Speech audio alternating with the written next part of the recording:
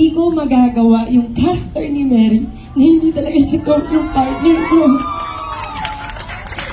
Si Tom yung palaging nag-cheer sa akin na kaya kong gawin yung mga bagay-bagay kasi nung... Hello at welcome back sa aking channel. Ang rewind ng Metro Manila Film Festival o MMFF na pinagbibidahan ni Marian Rivera at Dingdong Dantes ay naging pinakamataas na kumita sa Pilipinas na umabot ng kabuuang 815 million pesos sa domestic sales hanggang Enero 17. Ito ang pinakabagong tampok na pelikula ng MMFF na umani ng tagumpay. Nakakatuwa na nagdaos ng Thanksgiving Mass ang Star Cinema at ang buong cast ng Rewind para ipagdiwang ang tagumpay na ito, na naitala pa sa Instagram stories ni Rivera at Dantes. Ang pag-angat ng pelikulang ito sa takilya ay isang magandang indikasyon ng suporta ng mga manonood at ang galing ng buong production team. Isa itong pagpapatunay ng lokal na industriya ng pelikula ay patuloy na lumalago at nakakapagbigay ng kasiyahan sa mga Pilipino.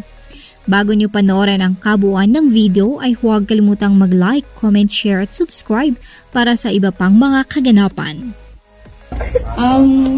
Di ko alam talaga kung paano ako magsisimula.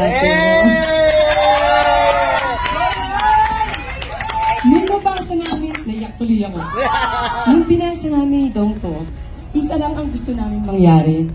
Siguro bonus na lang na ito yung figure, ito yung nakuha natin, but isa lang yung gusto namin mangyari nito. Nung nabasa namin yung script, alam namin na maraming pinagdaanan yung mga tao ng pandemya.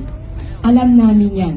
Kaya sabi namin nito, sana gawin tayong instrumento ng Panginoon para kapag napanood nila yung pelikula, mayroong matouch sa puso nila na magbago o mas pagbutihin pa nila, mas mahalin pa nila yung mga taong nakapaligid sa kanila.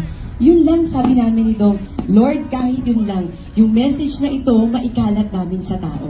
Pero sabi ko nga kayo, grabe talaga kapag si Lord yung naging driver ng buhay mo. Hindi ka talaga niya bibiguin, hindi ka niya ililigaw kung saan ka pupunta. Itutumbok niya talaga kung saan ka dapat naroroon. So maraming salamat, higit lalo siguro sa mga nanood na alam natin na hindi madali para sa kanila dahil alam naman natin na ang budget, mahirap. Pero ginawa nilang manood para sa atin. Nag-contribute sila para sa atin. Sinuportahan nila tayo. Kaya sa lahat ng mga nanood ng Rewind, maraming salamat sa inyo. At habang buhay, pipiliin namin kayo. Salamat sa suporta nyo. Hindi ko magagawa yung character ni Mary na hindi talaga si Tom yung partner ko. Si Tom yung palaging nag-cheer sa akin na kaya kong gawin yung mga bagay-bagay. Kasi nung ginagawa ko to, natatakot ako. Sabi ko parang, bakit hindi ko magampanan si Mary? Kasi natatakot ako sa expectation ng lahat ng tao. Kasi after 13 years, bumalik ako para magtrabaho. So hindi ko alam kung ano ba yung ilaw, nasa ba yung angulo ko, anong akin ba yung gagawin ko. So lahat halo-halong emotion. Pero nandyan siya sa likod ko, sinasabi niya sa akin, nandito ako, susuportahan kita at naniniwala ako sa iyo. Sa lahat ng ginawa namin, simula umpisa sa pelikula hanggang dulo, nandun siya, actually acting coach ko siya dito to reveal.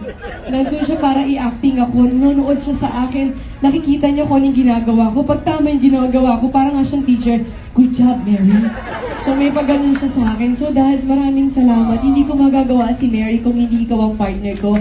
Kung ano mang tagumpay meron ako, lahat yan para sa'yo. At sabi ko nga, ikaw ang binigay ni Lord sa akin na pinagpapasalamat ko.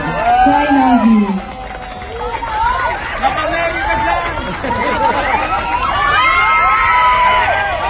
Yung gusto namin mangyari nito, nung nabasa namin yung script, alam namin na maraming pinagdaanan yung mga tao ng pandemya. Alam namin yan. Kaya sabi namin nito, sana gawin tayong instrumento ng Panginoon para kapag napanood nila yung pelikula, merong matouch sa puso nila na magbago o mas pagbutihin pa nila, mas mahalin pa nila yung mga taong nakapaligid sa kanila. Yun lang sabi namin nito, Lord, kahit yun lang, yung message na ito, maikalat namin sa tao. Pero sabi ko nga kayo, grabe talaga kapag si Lord yung naging driver ng buhay mo. Hindi ka talaga niya bibiguin, hindi ka niya ililigaw kung saan ka pupunta. Itutumbok niya talaga kung saan ka dapat naroroon. So sabi ko nga, Maraming salamat sa inyo sa pagtitiwala sa akin. To be honest, isang malaking karangalan ang maging parte ng Star Cinema. Asawa ko, Dad, ano nangyari? Kwento siya. Sabi talaga sana balang araw. Ang kabuuan ng video. Kung nagustuhan nyo nga ang video na ito, ay huwag kalimutang mag-like, comment, share at subscribe para sa ibang mga kaganapan at mga videos ng inyong mga paboritong celebrity dito sa Pilipinas. Hanggang sa muli.